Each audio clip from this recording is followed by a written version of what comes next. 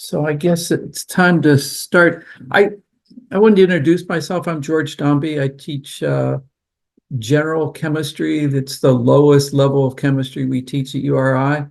In fact, no chemistry major takes this course. This is a service course.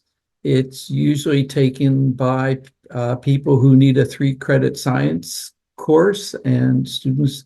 And often our major uh, customer is the nursing department. So we have a lot of nursing students who take this.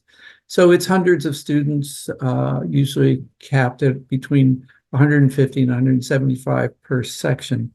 So I've been using clicker slides as an audience response tool. So I have a little definition. I'm trying to interleave some definition slides with some actual slides from my course and then some comments. So it kind of has 3 braids that I'm trying to interleave. So here's the definition. Clicker slide is a type of audience response. The clicker slides are added into PowerPoint. The clicker slides are used to help to break up the monotony of the constant lecture-only teaching style. There are some best practices with using clickers, and that is not to overburden students with them. So probably 2 to 3 slides for a short class, maybe 4 to 5 in a longer class. I've done 5 or 6 in like an hour-and-a-half class. Some students mistake clicker slides as being a type of a roll call or a sign-in, and often students will come long enough to go through the first clicker slide and then they'll leave. They'll just leave. And so I think that using clicker slides is a low stakes opportunity for students to test their learning. So here's an example of a clicker slide. And we're talking in chemistry, so what's correctly labeled? Now, I know none of you have clickers, so I'm just going to fill in the answers for you. But you can see the predominant answer in this particular type of clicker is number 4. And then what I think is important is that after the clicker slide, there's something called a reveal slide.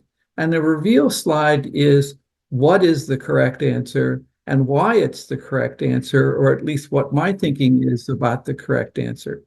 And so it's also an opportunity to talk about answers that are nearly correct, but not quite correct. So the reveal slide, I try to prepare a reveal slide to a clicker slide so that they come in pairs. I'm trying to use this logo down here as a symbol for the discussion after each clicker slide. So I try to, in my classes, I don't know if you remember taking chemistry. Nearly everybody does take chemistry. It's at least the entry-level course. And it essentially, the experience that most students walk away was, it's like drinking from a fire hose. It's too much information. It's too many different topics. And so I try to separate the topics using that slide that you saw. Like this would be a separator slide. It reminds us what chapter we're in and what section in the chapter. And so after the reveal slide, that kind of ends the previous chapter, and then I start this new chapter. One possibility of using clicker slides is to use them in an ascending order of the questioning. So moving up Bloom's taxonomy. Now this course is a 100 level course, although sometimes sophomores and occasionally juniors will take it to fill in certain areas of their majors, but it's mostly a freshman course. So in a freshman course, you're usually working on the first, the second, and maybe the third level of Bloom's taxonomy. So I tried to do that in each uh, uh, class. So start with the simplest questions first and end the class with the highest level, the most synthesized level possible. So here we have another, back to a slide I would actually present. I'm going to talk a little bit about molecular weight, would read this in class, and then offer the clicker question here. It's about the molecular weight of glucose, and students would have to do a little calculation, and they can work together to do this in class, and they come up with an answer. So here, again, since none of you have clickers, we're going to give an answer. So usually the etiquette of clickers, the best practice is if you have 80% of the students or the respondents, not all students will have clickers. If 80% of the respondents have the right answer, then just move on. It's sufficient.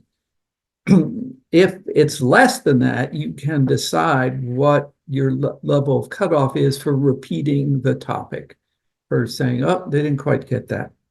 Now, this is interesting. There's a significant group of people who chose this answer B, and it would be worth pursuing in the reveal slide why this, what calculation they were doing that came up with this answer B, whereas the correct answer would be done by this method. It's also a time to add in other topics if I wanted to. In this case, I might talk about significant figures. So the kinds of clicker that I've used, and I've used it for over 10 semesters, is the turning technology or turning point technology, which is now called ECHO. The university at one time was kind of a wild west of clicker technology. Some people were using iClickers, some people were using Top Hat.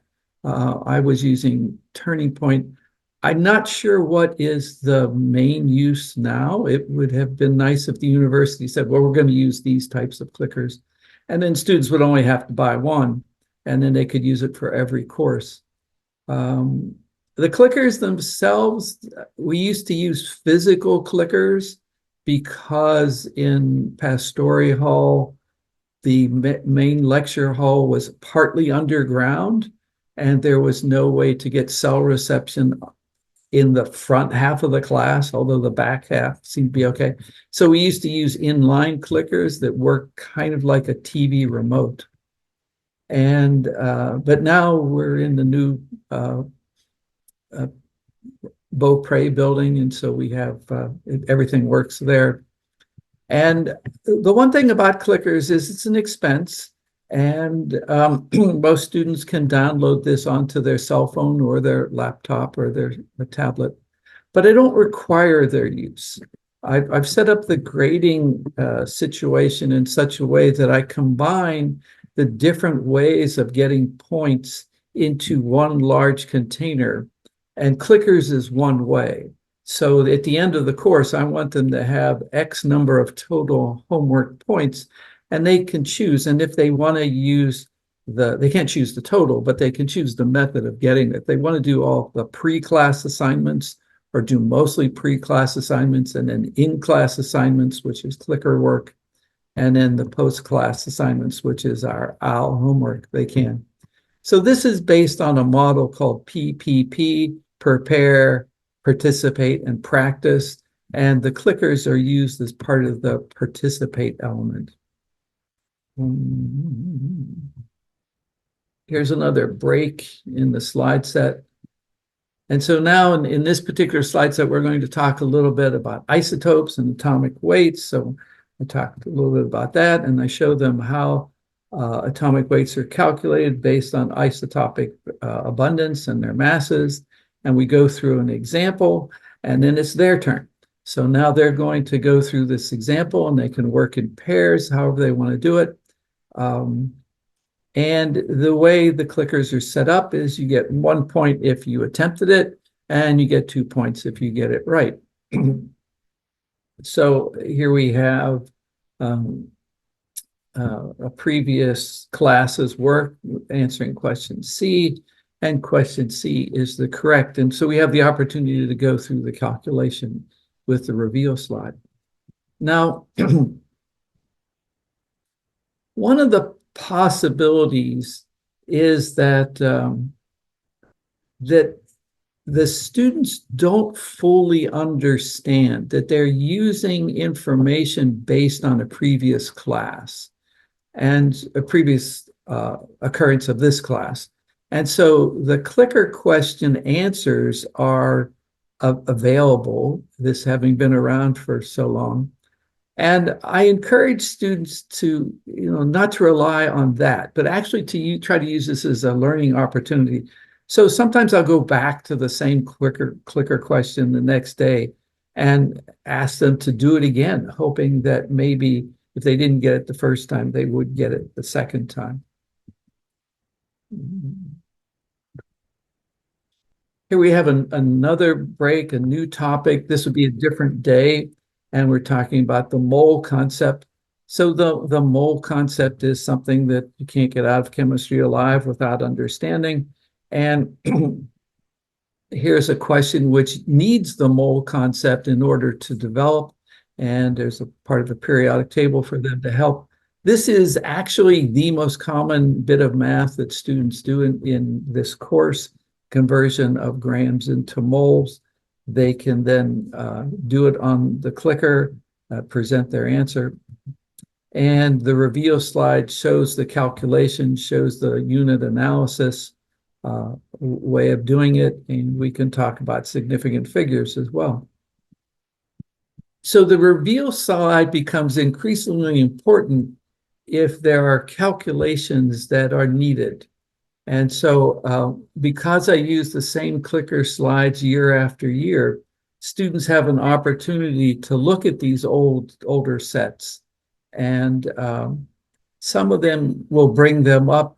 And so they answer just based on this older clicker slide. So sometimes I'll have to change the slides in order to keep some of the students honest with this. One of the things that I have started doing is after the presentation of the reveal slide, I'll ask, are there any questions? Are there any concerns? And the thing that I'm beginning to ask is, are there any insights? And I have yet to have a student tell me that by doing a clicker problem, they had an aha moment. But I want to give them the possibility, because I think there are aha moments available to be gleaned from this work. So here's another topic. Again, we're talking about the mole statement, but this time with molecules. And we have another clicker slide that asks about the mole statement, and they're going to pick which one is the correct mole statement. In this case, C and D are the two likely candidates, but D is correct because it talks about glucose, which is a molecule, not an atom. So you can shave the differences between the questions pretty finely. We talked about Bloom taxonomy in some of the other lectures today. And for a 100 level course, we're probably talking about remember, understand, and apply. We're probably talking about the lowest level. So the clicker questions that I ask are usually either in the remember part, understand, which is for me, an example would be, what is the density of silver? That would be a remember kind of question.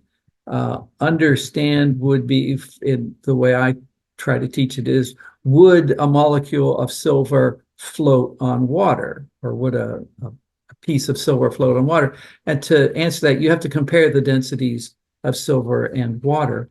And so apply would be, given the density of an unknown metal and given its mass, could you find its identity looking up a chart of known densities? So the mathematics comes in in the applied level. Because this is a freshman class, or 100 level class, we don't usually go to these levels of analysis. I was kind of curious as to how I might do that, but I think maybe at the second year chemistry, we might try doing that.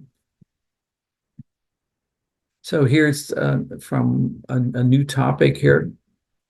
So in this section, we're talking about balancing equations, and I give them some information about how to balance equations, and we balance some equations.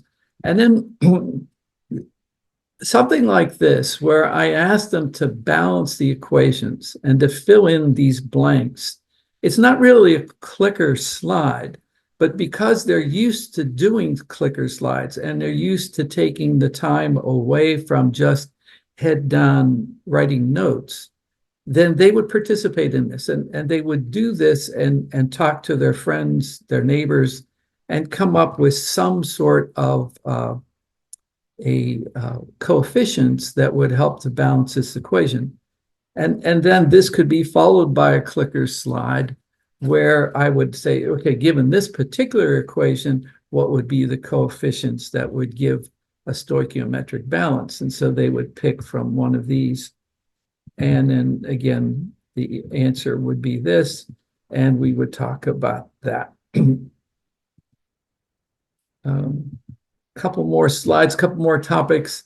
In chemical reactions, we'd talk about different types of chemical reactions. We would talk about molecules, and this particular one, we're talking about redox equations, and which is the oxidation agent, which is the reducing agent. And then finally, they would see an equation. So this requires higher level knowledge. This is, at the third level, even though it's not quite using calculations, it has to have an idea of, what is the oxidation state, what is the oxidation agent and oxidizing agent.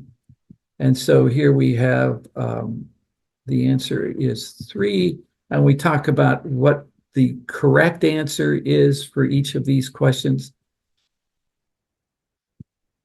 And finally, in conclusion, I just wanted to show you a little bit of an analysis that I did a number of years ago. Remember, we talked about PPP. So prepare, that would be this group. Participate, that's this group. And practice.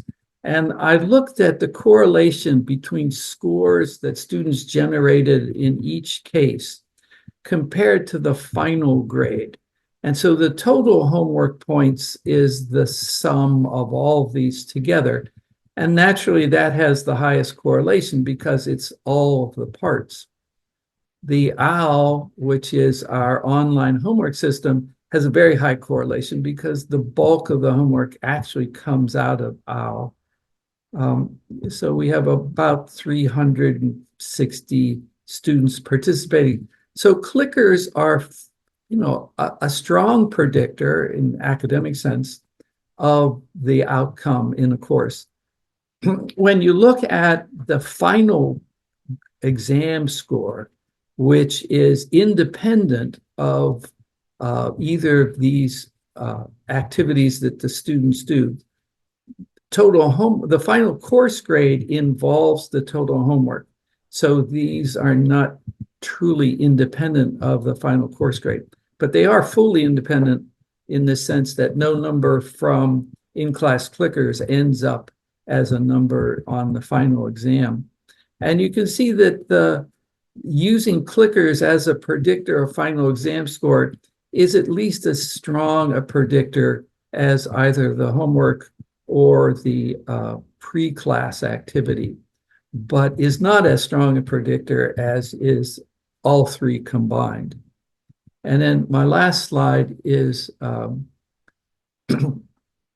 looked at the comparison of the in-class clicker use against these other ways of studying. Remember, it's PPP, 3 Ps: prepare, that's the pre-class; participate, that's the clicker; and practice, that's the homework or the outside.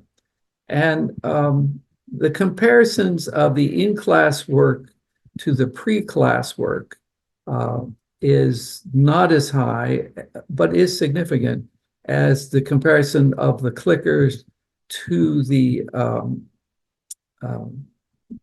the OWL work. And what's interesting is I wrote all the clicker questions myself. The OWL work, the OWL work is questions that came from the vendor that we have. And the pre-class questions came from another colleague who had first put together the 103 class itself. So, so we've done some analysis as to how useful clicker work is in preparing students for the final. And so I wanted to thank you for your attention. And if anybody wants to talk about it, here's my email address.